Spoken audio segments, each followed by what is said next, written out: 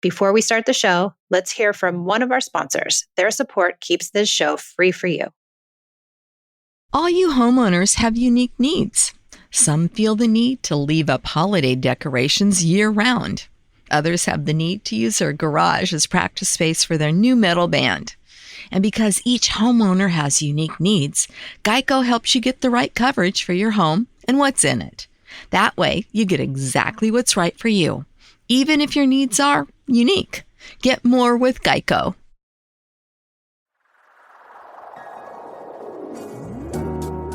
Hi, I'm Michelle, a mother of 2 teens. 13 years ago, I traded in punishments and rewards for connection. Now I prioritize relationship over behaviors, utilize play as a parenting tool, and set limits with empathy instead of consequences. Each week, I share my journey and interview clients, experts, and followers. Thanks for joining me on the Peace and Parenting podcast. I'm so glad you're here. Hi, welcome to the Peace and Parenting podcast. I'm Michelle, and I have Afra, who is going to ask a parenting question about her son who's 6. So tell us, what is your question, and let's get into it. Hi, thank you for having me. So I have a 6.5-year-old that I am working with to help go through his aggression when he doesn't get his way.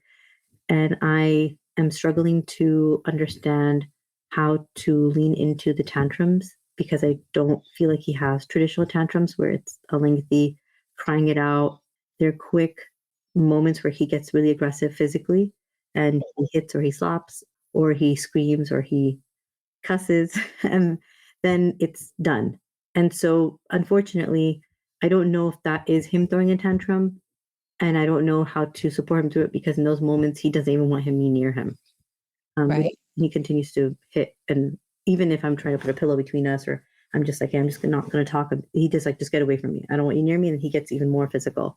Okay, great. This is a great question. It sounds like, and correct me if I'm wrong, that if you stay present and you stay with him, it escalates his feelings. Yes. So that's what I mean when I say lean into the tantrum. Mm. You have to stay with him because your presence and your attention to him and your connection to him is going to make him have a tantrum. Mm. Okay. And that's likely what he needs. And it scares us because we see them getting bigger and more aggressive and more feelings. And so, of course, we're like, fine, I'll be in the kitchen over here. And then that tantrum's gonna stop, right? Mm-hmm. Because your loving presence makes him feel like, oh, it's okay. I can have my feelings now. Mm. And so I think what's happening is you're getting to the tantrum and then you're backing off because you see that he's going to have a really big icky feelings and probably kick and hit and whatever it is and be real aggressive. Does that sound right? Yeah. Yeah, that I see that. I guess like I'm confused because he says stuff like, why can't you just leave me alone when I ask you to? Like, you're not respecting me, not respecting my boundaries. And then I get kind of worried. I'm like, well, if I ask him to leave me alone and sometimes I want space, unfortunately, that's how I regulate. I want space. He's not going to respect that being like, well, I don't really care because you don't leave me alone. Yeah. Okay. Well, let's talk about that piece then. Why do you think it is that you want space when you need to regulate? My childhood. I know this because I actually got praised in front of the other grandkids and kids saying like, oh, look, see, whenever Afra is like, she was so mature that if she ever was sad, she'd just go behind a door and wait there. And then we didn't have to do anything. And if she came back out, she was done. Okay. So if we know this is the case, if you could do your childhood over again, what ideally would you have wanted when you were having big feelings? Yeah, probably my mom just being there with me and asking me, are you okay? Or do you want to, or just sitting and hugging me. Even that would have been okay. But I think subconsciously, I realized no one was there for me. And so I just had to go and settle myself down and come back out and then pretend like everything was okay. 100%. And so that's why you ask your son for space so that you can regulate because that's what you've learned. Yeah. Yeah. But what we don't want to do is teach that to your son. Yeah. Do I want that for him? The same cycle, right? Right. And so even if he's saying, so what I usually find is when kids say, leave me alone, get out of here. Usually what I find, if you do stay and then you ask them at the end, did you really want me to go? Was it okay that I stayed? They'll usually say, I'm glad that you stayed. Yeah. I think what happens is they're scared. They're scared of these big feelings. Mhm. They might be scared of these big feelings because they can tell we are scared of the big feelings Mhm. and that we back away from the big feelings. And Mhm. so they're scared of their own feelings. And they know if they tell you to go away, they Mm. can stuff their feelings. Yeah.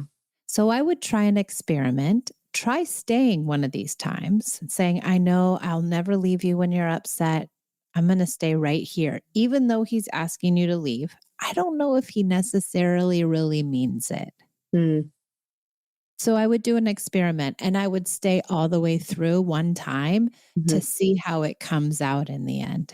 Mhm. Okay. Okay, that makes sense. And then just try to keep myself safe as fast as possible.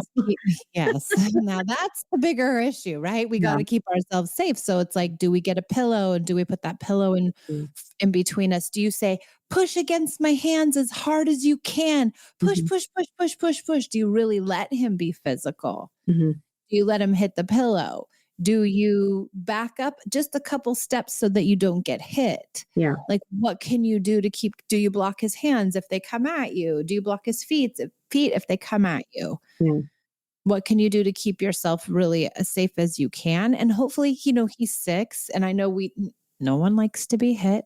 No, but I don't want anybody hitting anybody. Of course, none of us do.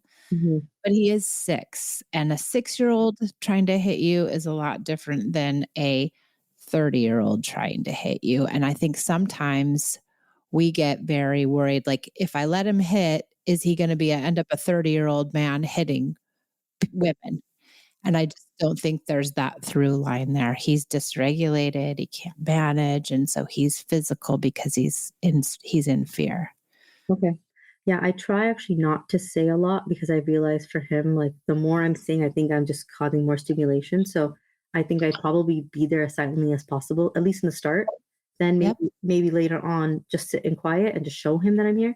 And then later yep, say things like I'm right here for you. Because I think when I would say those that script, he got yep, even more annoyed because it would just, I mean, not that I don't want it to go through. I want him to finish doing with the tantrum, yep.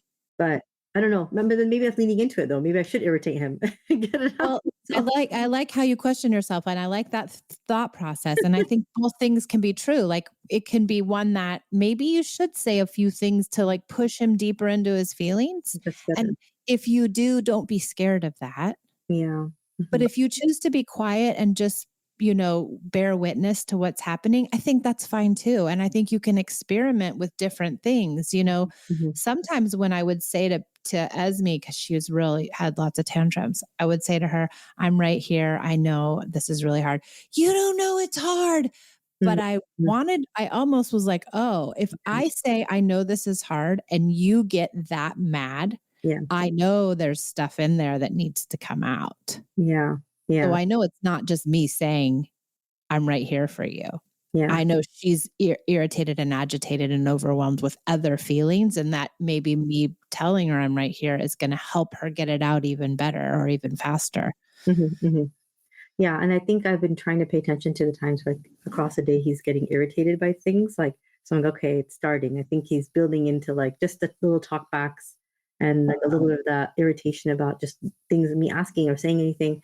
So that's when I know like if I can maybe start earlier to connect sooner, then it's not to avoid that big tantrum, but just to slowly build that connection right with him before. The other thing is to not avoid the tantrum at all and to actually think of the tantrum or would be tantrum as really, really good and important for him. Mm, okay.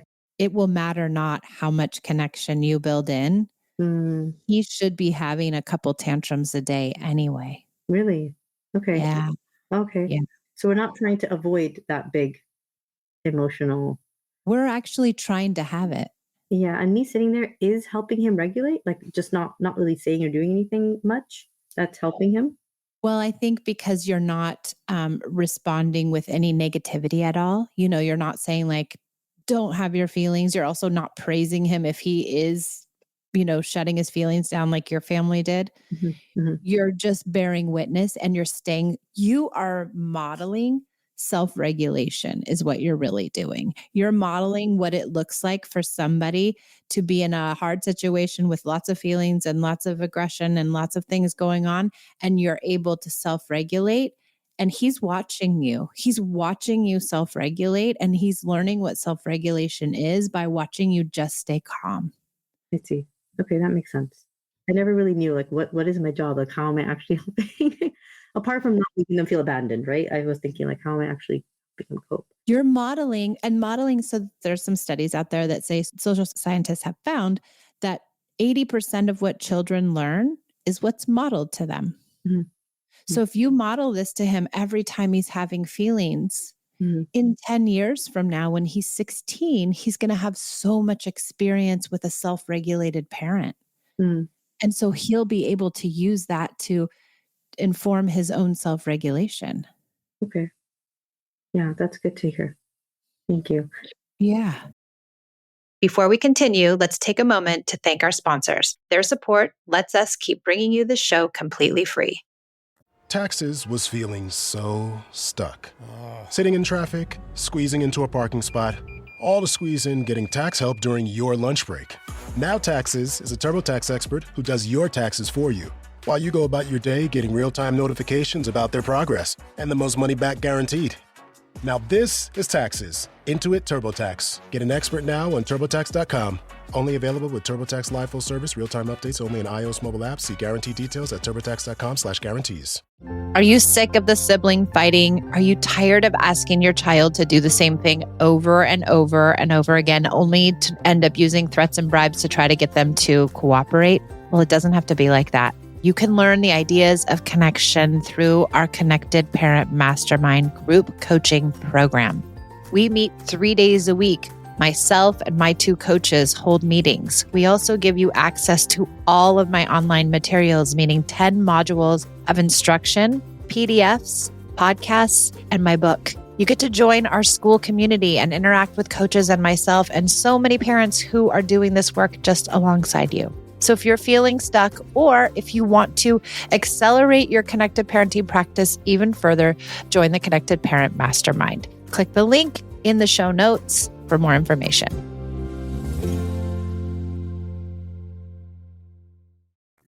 Now, back to the show. A separate part to this is that the whole aspect of now what happens. Like he went through this aggression, he got his feelings out, and I was waiting. One time I didn't bring it, I just kind of was like, I didn't want to do this, but like I just stayed upset. Not that I ignored him or I didn't take care of him, like I didn't punish him in that way, but I did want him to see that I'm not okay with the way you treated me. Like that was still not okay, even though I didn't lecture him, right? I didn't sit there lecturing him like that's not okay. You're not supposed to do that stuff. So I kind of let it just not do anything. And I was kind of waiting for him to bring it up. But I never, this happens 2 or 3 times now. He doesn't come back and apologize. And I was like, that, but that's not a good sign. I thought at some point No. he would sit and understand, like, because he knows that's not the standard in the house.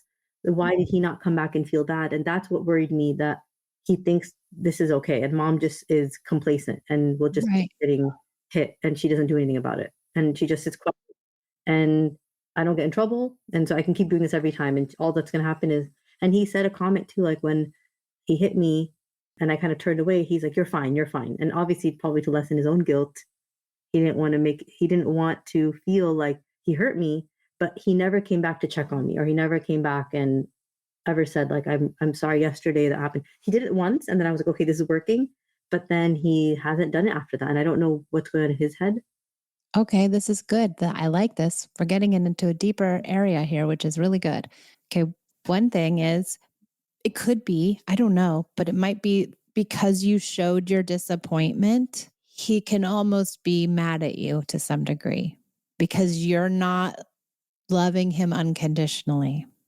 Okay. You're judging his behavior and you're taking offense to it and you're taking it personally. Mm.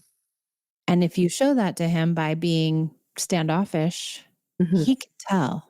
Yeah. And so that might prevent him from coming back and apologizing. Because I think what we really have to, the mindset that we have to take is that it isn't personal. He doesn't want to be hitting you. He isn't premeditated in hitting you. Mm-hmm. He's doing it because he's immature, inexperienced. His brain is not formed totally, and he doesn't really know what he's doing in those moments. And so we can't have any disdain for that. Mm-hmm.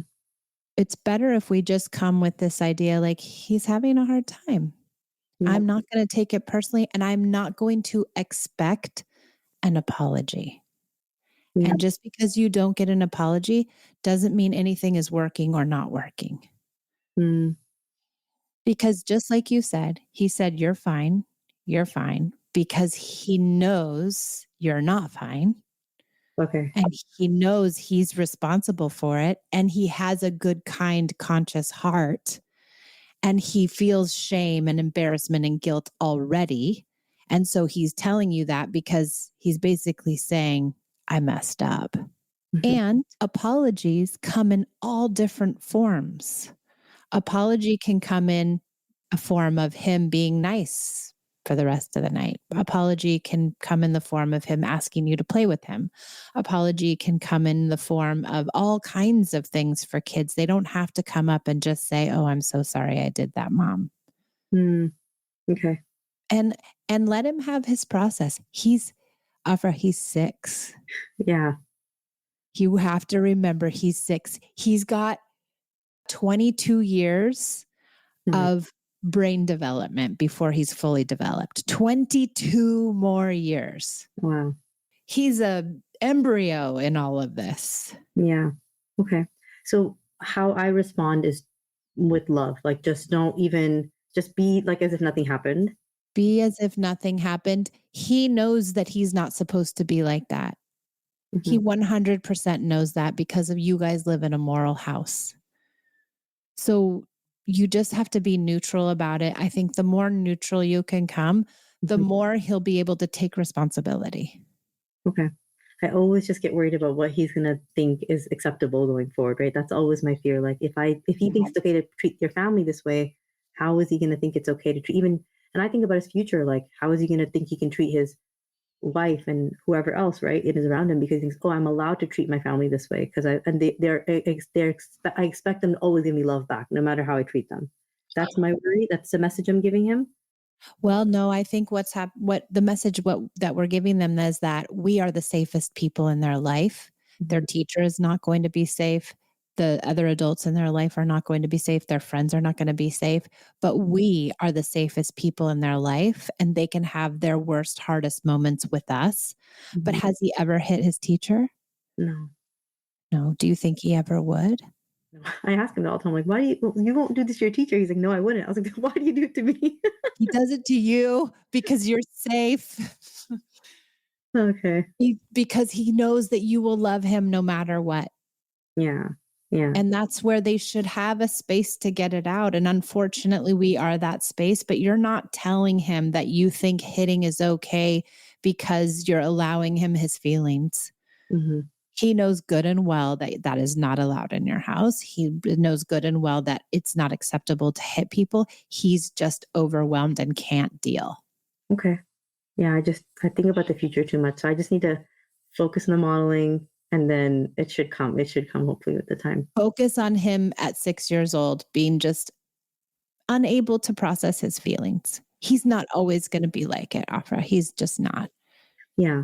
I'm going to work on trying to actually maybe irritate a little bit more where I can get his feelings out sooner. So we're dealing with he's just more calm and regulated more often. More tantrums will give him more self-regulation. Yeah. Okay. And I guess another part is like, let's say I'm trying my best to model this, but my husband is still a believer in like, there has to be some consequences. There has to be not punishment, but there has to be consequences. How is he going to know that this is not okay? And that kind of mentality, right? And he keeps going back to that. And I don't know how to give him an answer because he hasn't seen the end of it, right? Like where it's still in the middle. How do I do things when he's parenting them one way and I'm parenting them a different way? Well, that happens all the time. I think in families, there's always, parents differ in the way in which they parent their kids, even if they're completely on the same page. And your son will know that unfortunately, he's going to know that you are safer emotionally than his dad. And he's probably not going to have those big feelings with his dad as much as he's going to have those big feelings with you. And I'd say if you can have the conversation with your husband, does he think that the consequences are working? Is it keeping him from doing whatever thing that he doesn't want him to do? I mean, he honestly just like in my face, like our biggest issue is him not having, he has a very his nervous system gets dysregulated when he does screen time. Honestly, like really any screen time, unfortunately, with him. His brother is actually okay with screen. I think it's just a personality thing. So like he really fights and hides and runs away with my phone. Like even when he doesn't have permission, my phone's open. That's the hard thing is he runs away with it. And I told him like, I'm not about to chase you and yank things out of your hand. Like I don't want to do that, but I'm going to just follow you around the house. And like sometimes he finds it really funny because I'm just following him aimlessly. Like I don't give up. And he just is like, gives up. He's like, can we just sit down and talk about it and have a deal? I was like, okay, we can have a deal. But with his dad, he just sees his dad give him a look and he runs. He's just fear, or he does it behind his back. For me, he'll do it right in my face and like laugh at me. Like I tricked you, and not really be afraid of me. But then my husband's like, look, see, they walk all over you. Like they don't even listen to you. But then my husband, they just run and they're scared because they know that he's going to just get really angry. So that's it. I guess that's the conversation. Do you want your kids to be scared of you, or do you not want them to be scared of you? And if they're scared of you now, just over around a cell phone, and I would put it to them this way, the safest thing that we can do for our kids is have a safe relationship with them, because when the stakes are high and it's not just a kid running away with a cell phone, it's drugs, it's alcohol, it's getting in the car with the drunk driver, it's parties, it's girlfriends, it's all this stuff. That's when it matters. And you can't just all of a sudden at 16 say, oh, now I'm safe. They won't trust that you are safe because you haven't been safe this entire time. And then they're not going to tell you when things are tough, or they did the wrong thing, or they made a bad decision, or they made a mistake. And I think that's the other piece is like, we really want our kids to believe that they can make mistakes with us, that they could take the cell phone and we're not going to lose our minds, that they can hit and it isn't the end of the world. Yeah, I could see that. I mean, that's a little bit of a journey, but I just want to know, like, how does that work where the kids, they're going to be confused, right? No, well, they're going to not be confused, but they're going to be very clear. It's going to be very clear, Afra, that you are safer. So you're going to get a lot of the bad. You're going to get a lot of the off-track behavior. You're going to get all the tantrums. You're going to get the sass. You're going to get the no's. You're going to get all of that stuff because your husband isn't allowing it. When does the bad behavior stop?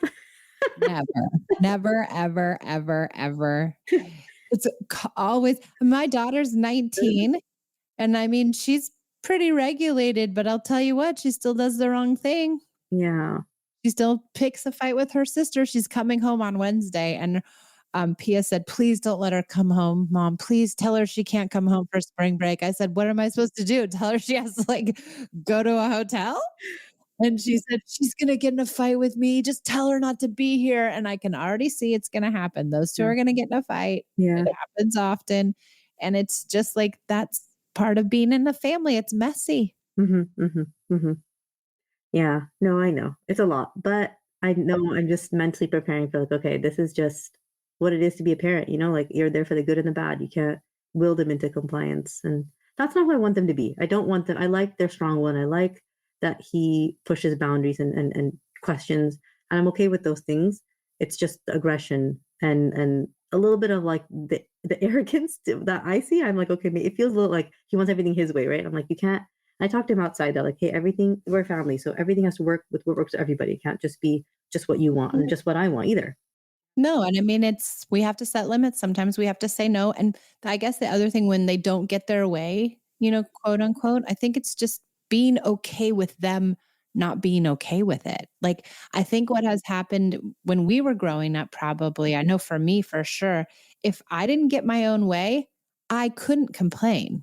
My parents would have been like, shut up. Like, you're not allowed to complain. You didn't get your own way. Like, it's tough. Yeah. And so I think we believe that kids can't be mad when they get when they don't get their own way, and they really can be. Yeah. And that's usually where the tantrums come. It's because he didn't get his way, and then it elicits a big tantrum because I keep saying no to the phone. He gets more mad, then he gets aggressive. It's really just around the limit. Yep. And that's okay.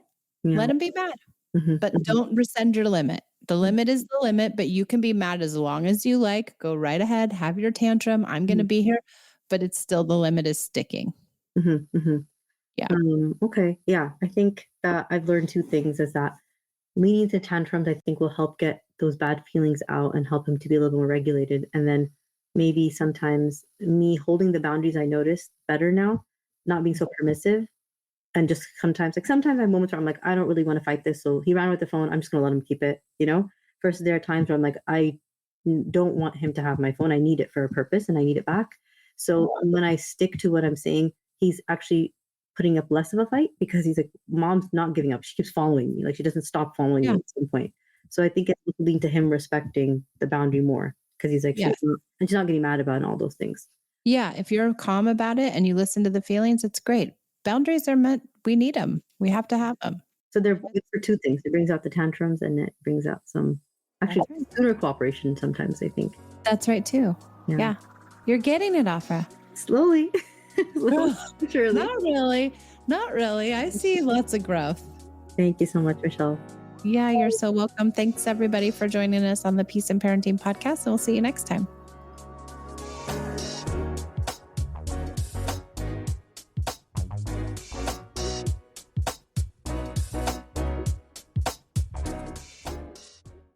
You just realized your business needed to hire someone yesterday. How can you find amazing candidates fast? Easy. Just use Indeed. Stop struggling to get your job post seen on other job sites. With Indeed sponsored jobs, your post jumps to the top of the page for your relevant candidates, so you can reach the people you want faster. According to Indeed data, sponsored jobs posted directly on Indeed have 45% more applications than non-sponsored jobs. Don't wait any longer. Speed up your hiring right now with Indeed. And listeners of this show will get a $75 sponsored job credit to get your jobs more visibility at Indeed.com/kidsandfamily. Just go to Indeed.com/kidsandfamily right now and support our show by saying you heard about Indeed on this podcast. Terms and conditions apply. Hiring? Indeed is all you need. Taxes was feeling so stuck. Sitting in traffic, squeezing into a parking spot, all to squeeze in getting tax help during your lunch break. Now Taxes is a TurboTax expert who does your taxes for you, while you go about your day getting real-time notifications about their progress and the most money back guaranteed. Now this is Taxes. Intuit TurboTax. Get an expert now on TurboTax.com. Only available with TurboTax Live Full Service, real-time updates only in iOS mobile apps. See guarantee details at TurboTax.com/guarantees.